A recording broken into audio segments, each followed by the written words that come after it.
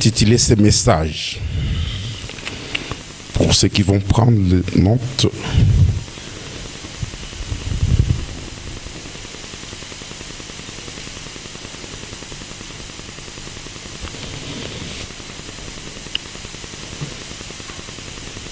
Pour notre bonheur, l'Éternel a publié la loi. Alléluia. Amen. Pour notre bonheur, l'Éternel Dieu a publié une loi.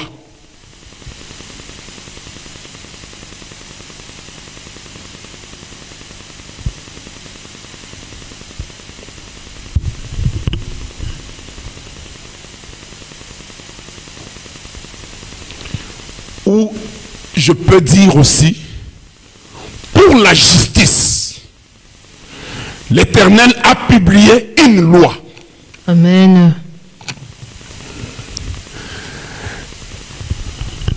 Lorsque quelqu'un vit dans la justice de Dieu, il vit dans le bonheur.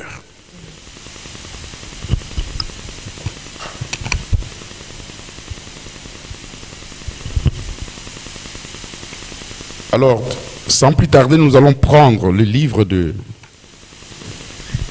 Matthieu, chapitre 5.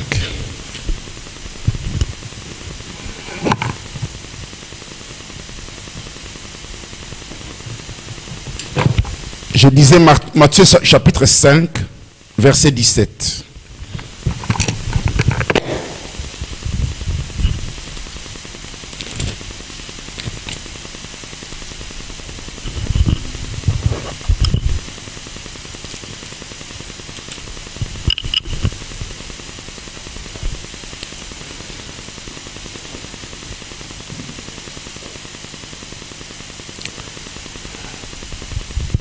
Est-ce que nous y sommes? Alléluia. Est-ce qu'on peut se lever pour lire la parole de Dieu? Matthieu 5, verset 17. Est-ce qu'on peut se lever pour lire la parole de Dieu?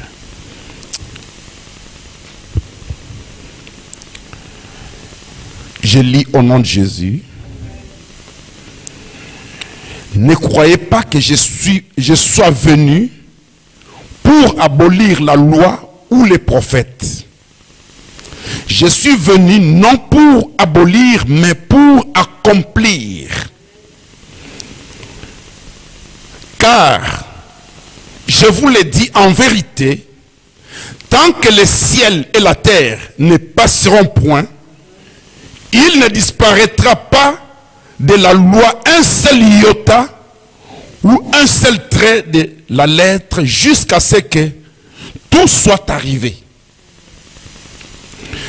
Celui qui supprimera l'un de ces plus petits commandements et qui enseignera aux hommes à faire de même sera appelé le plus petit dans le royaume des cieux.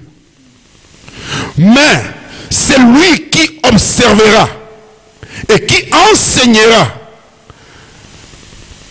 à les observer, celui-là sera appelé grand dans le royaume des cieux. Car je vous le dis, verset 20, si votre justice ne surpasse pas celle des scribes et des pharisiens, vous n'entrerez point dans le royaume des cieux. La parole du Seigneur. Alléluia. Est-ce qu'on peut acclamer cette parole? Alléluia. Est-ce qu'on peut acclamer cette parole? La parole de Dieu, c'est Dieu lui-même. Alléluia. Jésus est Dieu.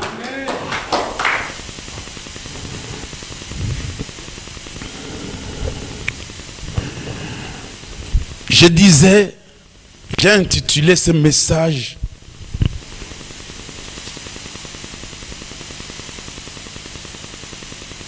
pour ton bonheur, pour le bonheur de son peuple, Dieu a fait une loi. Alors, Ésaïe 42 nous dit, au verset 21, il nous dit,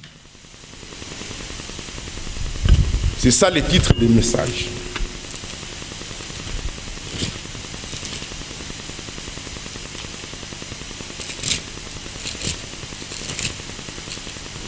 Ésaïe 42 nous dit, l'Éternel a voulu pour le bonheur d'Israël publier une loi grande et magnifique. Alléluia. Pour ton bonheur, Dieu a publié une loi grande et magnifique. Pourquoi? Quand vous lisez aussi Matthieu 5, à partir du verset 13, je pense, la Bible nous dit, nous sommes les sels de la terre. Or, un repas sans sel ne sera pas bon. Alléluia. Ce repas ne sera pas bon.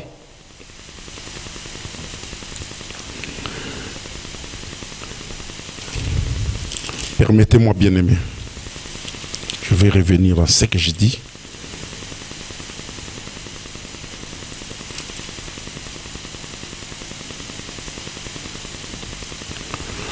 La Bible nous dit, vous êtes le sel de la terre.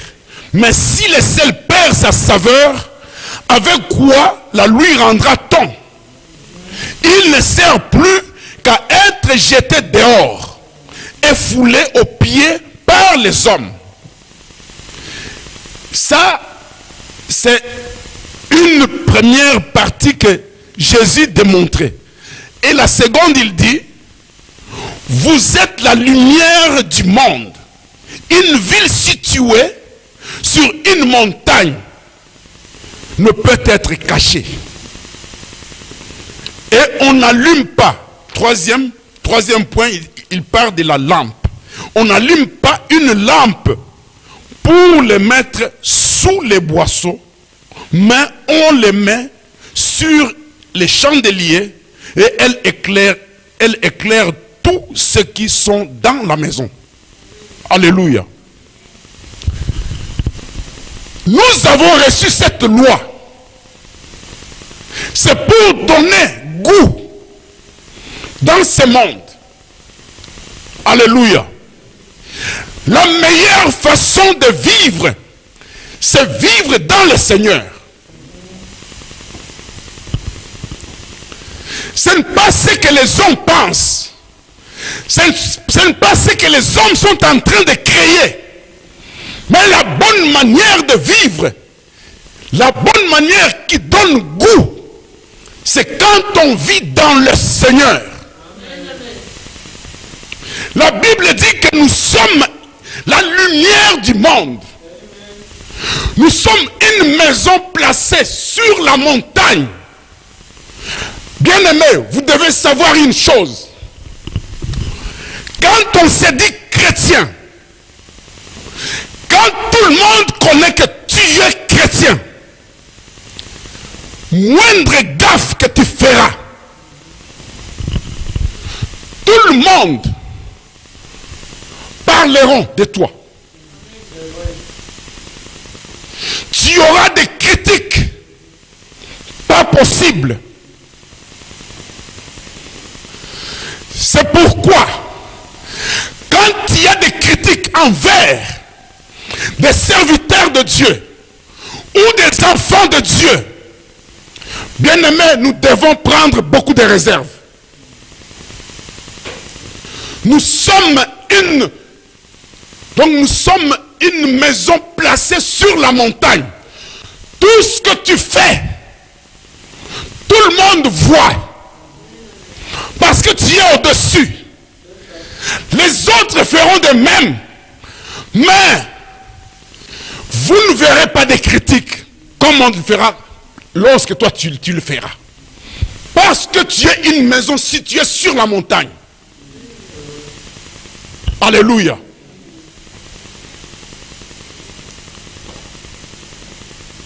Lorsque le païen pêche, personne n'en parle. ça reste comme ça, dissimulé.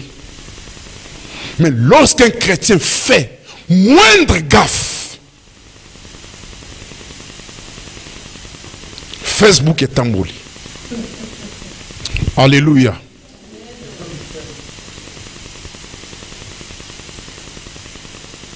Parce que nous sommes une maison située sur la montagne. Mais Jésus nous dit ici,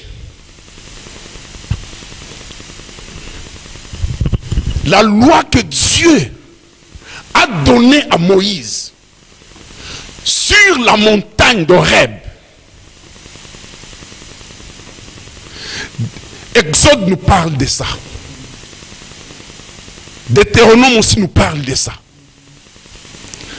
La loi que Dieu a donnée à Moïse. Vous savez les 10 commandements.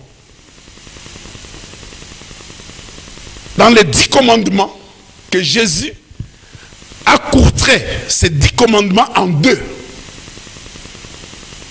Alléluia. Il dit ici, je ne suis pas venu abolir la loi que Dieu a donnée à Moïse, mais je suis venu pour l'accomplir. Alléluia. Moi, je vais enlever dans la tête d'une personne ceux qui disent que ça, c'est de l'Ancien Testament. Et nous sommes du Nouveau Testament. Bien-aimés, ne vous trompez pas.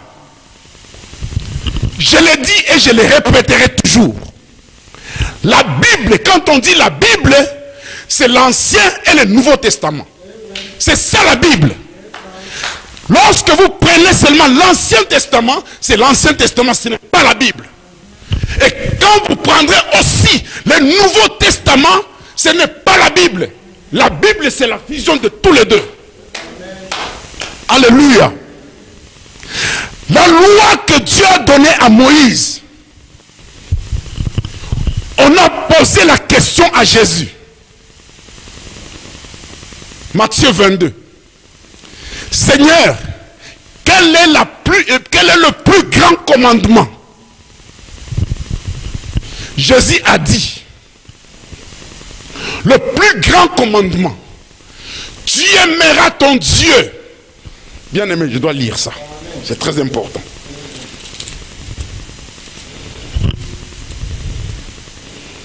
Matthieu 22, verset 34.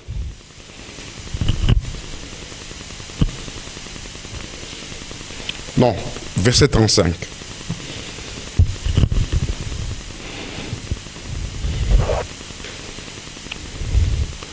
Les pharisiens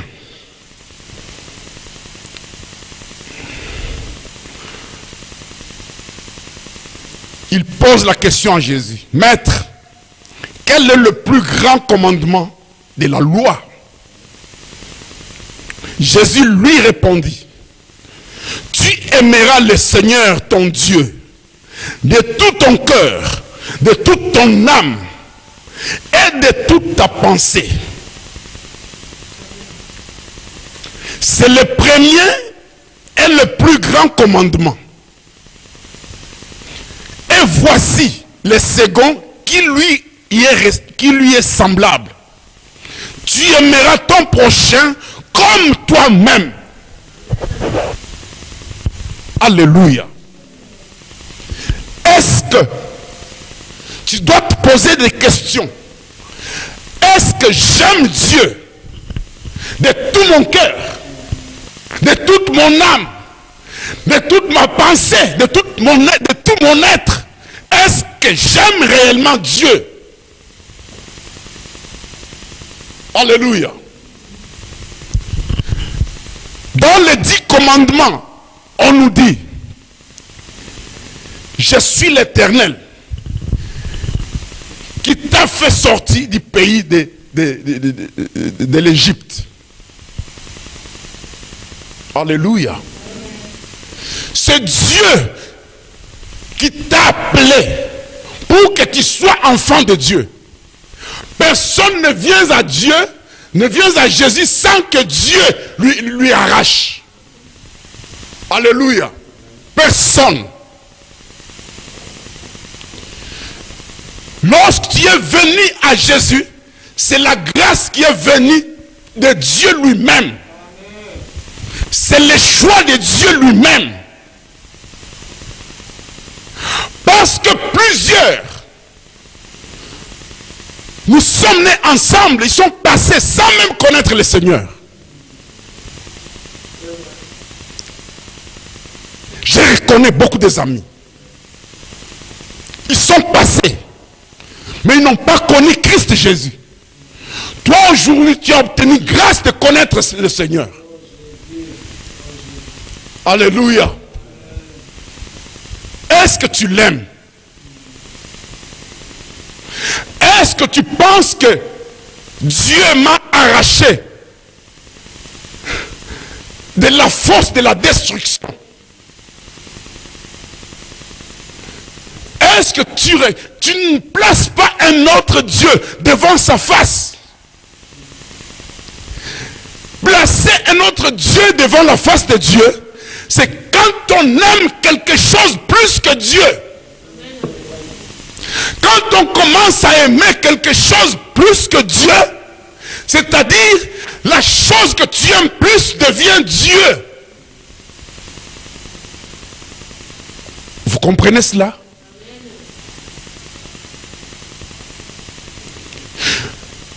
L'éternel Dieu doit être en premier.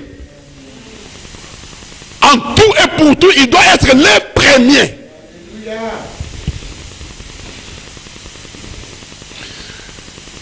Est-ce que je ne fais pas l'idolâtrie? Est-ce que je vis toujours dans ce qui est coutume, tradition? Je le pratique toujours ou pas? Est-ce que je fais une statue comme idole?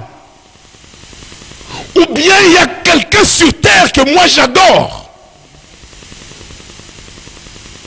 Ou bien je suis en train d'adorer quelque chose d'imaginaire? Comme j'ai souvent l'habitude d'entendre le jeune de ce siècle dire: ah, ça j'adore. Oh non, ça j'adore. Le seul qu'on doit adorer, c'est Dieu. On ne doit pas faire de l'idolâtrie. L'Éternel Dieu dit: quant à l'idolâtrie, il te punira, toi, jusqu'à la 3e et à la 4e génération. Quant à l'idolâtrie,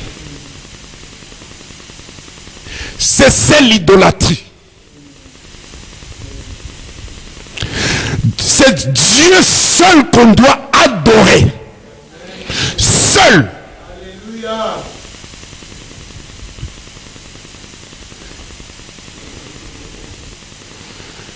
Il dit: c'est lui qui m'aime et qui reconnaît que je suis Dieu et qui m'adore.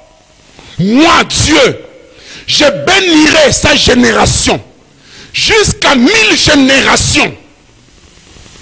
1000 générations veut dire donc toute ta descendance sera bénie. Alléluia. Et il dit: il ne faut pas citer le nom de Dieu en vain.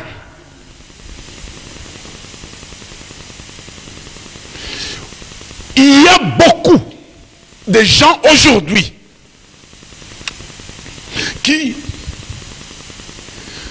dans des choses vaines, même dans ces mensonges, ils citent le nom de Dieu. Ils témoignent Dieu. Dieu n'a rien dit. Il vient dire: l'Éternel a parlé.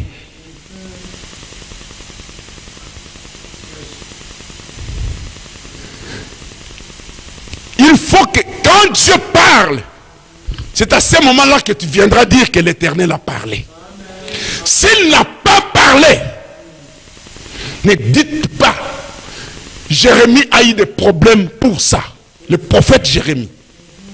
Alléluia.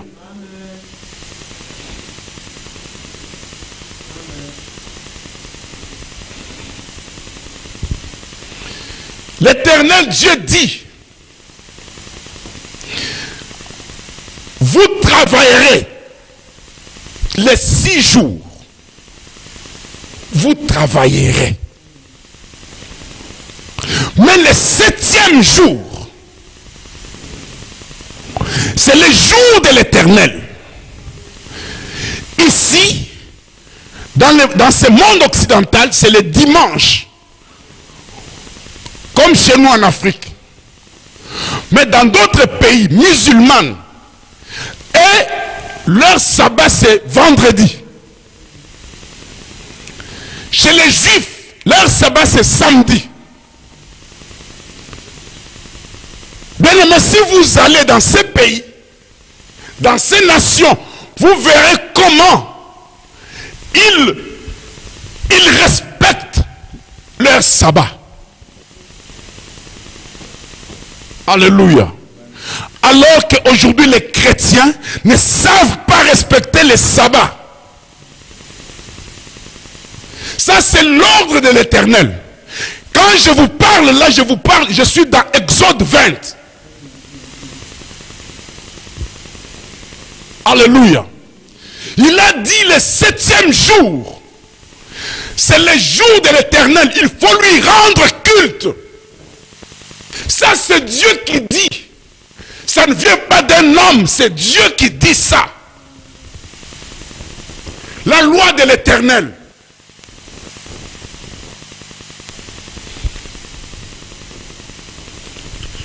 Et il dira, tu honoreras ton père et ta mère. Quand tu honores ton père et ta mère, c'est par là que l'Éternel Dieu va augmenter le nombre des années dans ta vie.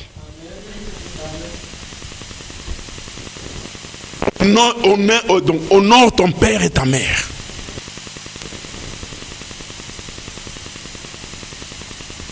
Reconnaître que ça c'est mon père. Reconnaître que celle-ci c'est ma mère.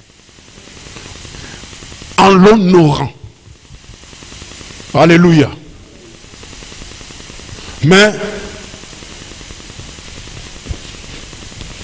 parlant de ça, je ne ferai pas beaucoup d'amalgame. Alléluia. Parce qu'il y a quelqu'un qui m'a déjà sollicité pour me dire que mon fils, il est chrétien, mais il ne m'obéisse pas. Alléluia. Mon fils ne m'obéit pas, il est chrétien. C'est votre frère, mais il ne m'obéit pas. Je suis allé trouver la personne accusée pour lui demander. Il me dira, non, mon père veut m'initier dans des choses occultes. Et moi, je refuse parce que je suis chrétien. Alléluia. Et ça, je disais, d'abord Dieu. Quand ma mère me conduira sur un chemin détourné qui n'est pas de Dieu, je refuserai. Alléluia. Parce que d'abord c'est Dieu. Mais honneur, je lui donnerai l'honneur. Alléluia. Et la Bible nous dit, tu ne tueras point. Tu ne commettras point d'adultère. tu ne rendras pas le mal en mal.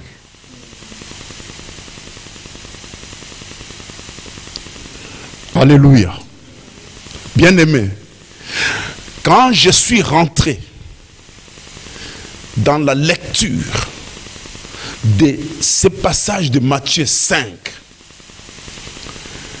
j'ai vraiment beaucoup demandé pardon à Dieu. Alléluia. Il y a beaucoup de choses qui nous échappent. Il y a beaucoup de choses qui nous échappent.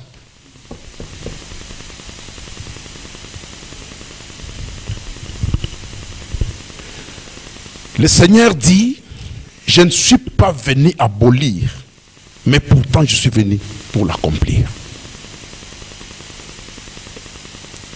Et Paul le dit aussi. Paul dit, parce que nous vivons dans la foi, nous devons anéantir la loi. Il dit, loin de là. Au contraire, nous sommes venus confirmer la loi.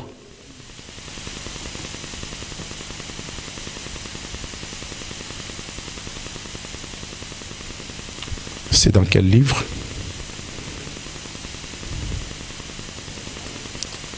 Romains 3, 31. Romains 3, 31. Est-ce que quelqu'un a trouvé? Il peut me lire.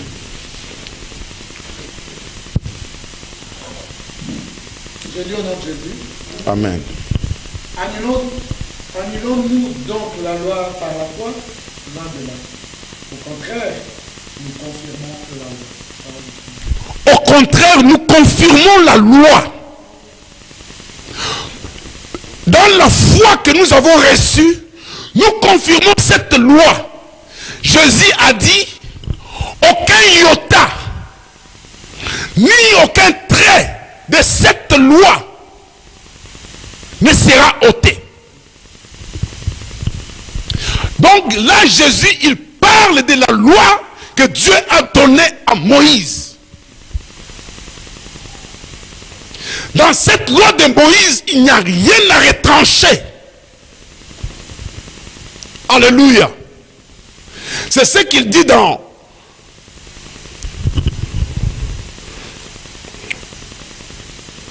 Matthieu 22.